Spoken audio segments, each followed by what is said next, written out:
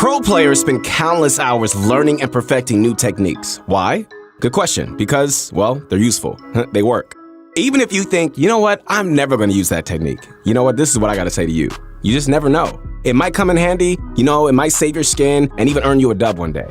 What's going on, guys? It is your motivation guy. Make sure to follow me on my new Insta. That is at your motivation guy. Once again, at your motivation guy. Connect with me as soon as you can. I would love to hear from you. I'm not responding to anybody on my old Insta, only on this one. I want to help inspire you guys to be great in this game and also in life. So we're back again with 7 more pro techniques you probably aren't using. You know, most of these are not new or anything like that, but still, you'd be surprised at how little use they see.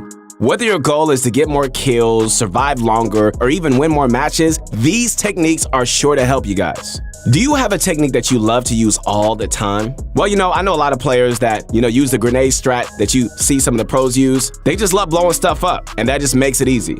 But let me know what your favorites have been in the comments down below, okay? And if you're interested in learning even more, hey, we've got plenty over at ProGuides.com. On our site, you're gonna find dozens of courses teaching a variety of useful topics like aiming, come on now, building, and yes, even special techniques. You know, for instance, our secret building techniques series takes you through the steps needed to learn all the moves that are gonna give you an advantage on the battlefield. To start, follow the link in the description or visit ProGuides.com. Ladies and gentlemen, this is my favorite time. You know why? Because it's time to sit back, relax, and grab my favorite candy that I am addicted to, and I'm proud of it. And it is that bunch of crunch. And let's get this going. So, a while back, we showed you guys a not so well-known technique to attack a wall from behind your ramp, right? That still works and definitely still has some use, but there's another application that we didn't discuss. You guys ready to hear that? That same trick can also be set up to hit a floor piece through a cone. Now, this is useful for tricking turtling opponents into thinking you won't be taking their top floor piece. To do this, okay, so approach your turtling opponents one by one from the top, right? Either place your own cone piece if they haven't yet, or remove it and just replace it with your own.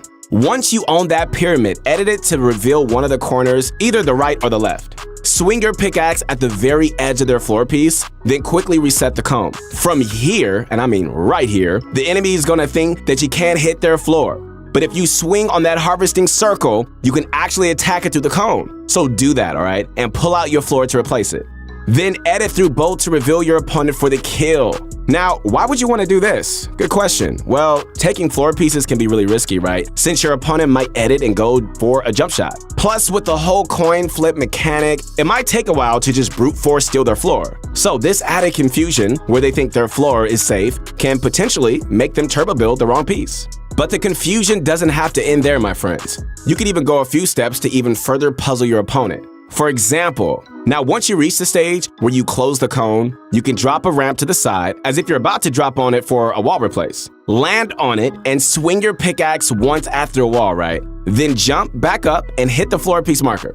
Place your own floor and edit through for the elim. When this is done quickly, it barely takes any extra time, and you know what? It just really confuses your opponent as to what piece you're hitting. Unless they know the technique as well, there's no way your opponent is turbo building a floor piece. And all this can be done within a few seconds, so there isn't too much wasted time. But just be warned, okay? Against brick and metal, you want to take the floor down to at least 150 health so that it only takes one swing to finish off. Overall, it's a great way just to deal with pesky turtlers. Okay, so we've been seeing this next move used a ton by the pros this chapter, and that's the efficient ramp tunnel. Compared to the conventional tunneling methods, you're gonna be saving a bunch of materials using this version. Very beneficial for solo endgames and anytime you're close to running out of mats.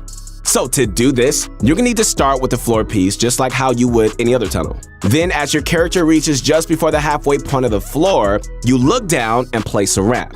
Got it? All right. You should end up underneath the stairs you place, not on top of them. Then place another floor to your right, walk forward, and another ramp. From here, you pretty much got it. You just keep alternating left and right to tunnel diagonally. This tunnel provides pretty decent coverage. The ramp can block shots from behind you and partially from above you.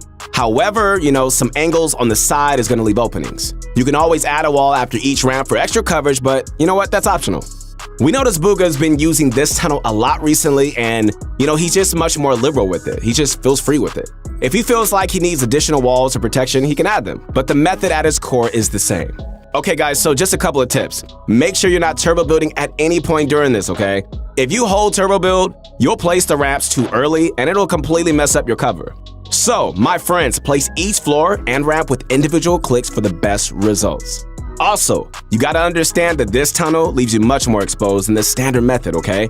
Since you're only using 2 mats instead of the 4 or 5 that traditional tunnels take, there are slight gaps if your opponents have the right angle. So really, only use this if you're running low on mats or if you're just desperate to conserve. Alright guys, so this next move is a wall edit style known as the Kanata Classic. Named after the up-and-coming young phenom Kanata for making it popular. It's relatively simple. All you're doing is really like performing a wall edit where you punch out everything but the bottom 2 tiles in the left column. To perform it as Kanata does, start with the top right tile, go all the way down, left by 1 tile, up all the way, and finish at the top left corner. This creates a tiny little wall in the corner, right? That bit is enough for you just to hide behind and go for jump shots or right-hand peeks against players pressuring your box. After you shoot, you can quickly aim at that piece and reset the wall to get your cover back. Just make sure that you're positioning close to where the section will be before you confirm. So, why would you want to perform this over your regular wall edit? Well, first, you know what? It's unpredictable. Reading a peek with most other edits is pretty straightforward, but with this one, you can right-hand peek or you could just go up for the jump shot, making it much harder for the enemy to predict. You know, another reason is to deny your opponent's pickaxe swing. The best time to go for an edit play is when the enemy is outside your box, is swinging their pickaxe. The only problem is if you make the edit while they're mid-swing, they might still hit your wall and replace it. Then you're left in a pretty uncomfortable, sticky situation. Since the Kanata Classic leaves a very minimum area for them to hit, there's a way higher chance their pickaxe won't connect. So that wall is just gonna stay yours.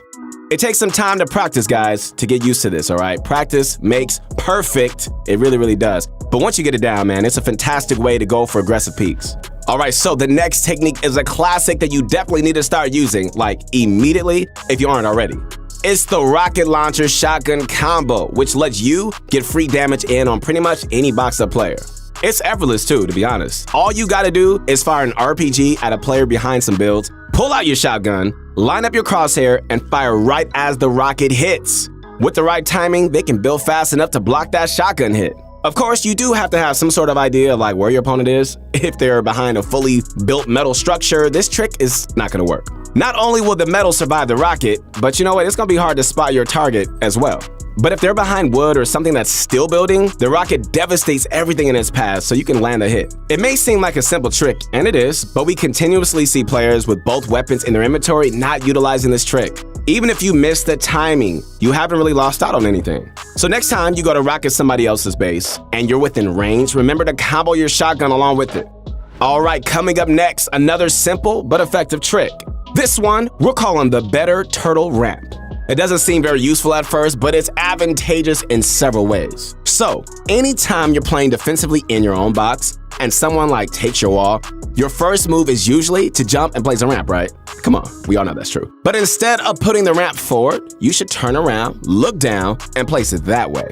So there are a few reasons why you want to get used to placing your stairs this way. First and foremost, and I know that, I know a lot of people this has happened to. If your opponent replaces your wall and edits it open, the ramp you try to place sometimes ends up a tile right in front of you, meaning outside your box and not protecting you. If you turn around and look down to put one, it'll always connect in your box and keep you safe. Not only that, but the most reliable escape route when your wall gets taken is almost always editing out the back of your box. Placing the ramp this way can be done as you're turning around, and it just saves a bit of time. A third reason is to block above you as well. If your cone and floor pieces get taken, a forward ramp isn't going to do anything unless you're toward the front of your box. So turning around and placing it this way protects you from any attack from above. There are plenty of more reasons too, but the main ones are just that it's safer. Generally, it just covers more angles, and it's just more intuitive for you when you're expanding out. Remember when Nick A30 was considered an editing phenom? Man, those are the days, right? But this knowledge of editing is still hot because recently, Nick showed this exclusive trick on his stream involving a peculiar edit we've never seen. All right, so let's just say it's the end game. You're holding the high ground and you want to go for rifle shots on players rotating in. There's a massive risk editing your wall or a window open and going for shots. You might get sniped or lose a bunch of health from a third-party player. So Nick came up with this flexible, cost-effective way of adding cover when you go for shots. So start by editing your wall open, then placing 2 cones in front, one at the top and one at the bottom. You edit 3 tiles on the bottom cone, right?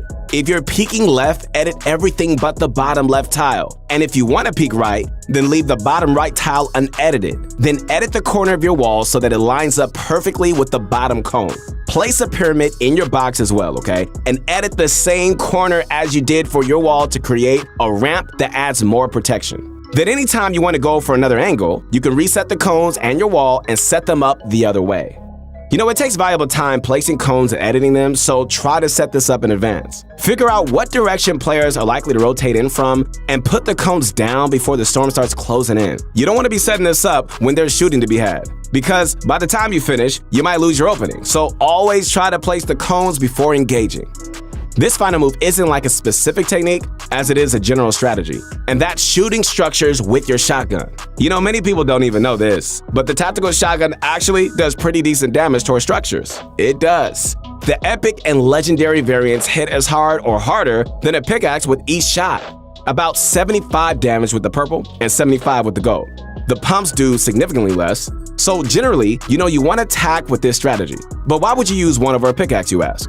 Alright, let me show you in this example from Benjyfishy. He destroys his opponent's base with a rocket and, unfortunately, misses the combo shot. Now, if Benji were to walk up, pull out his pickaxe and go for the wall, his opponent would clearly see it coming, right? So instead, Benji waits until he's in wall placing range and uses his shotgun to take it. Since he's a bit farther away, the guy in the box doesn't even expect it. So Benji gets it for free and cleans up the kill. I mean, look at this, my friends. Benji even lines up his crosshair on the enemy before he shoots. Edit plays from turtles are super common. So indeed, you know, if they were to open the wall for a shot, Benji could just get lucky and land a free hit. Just another reason to use your shotgun this way.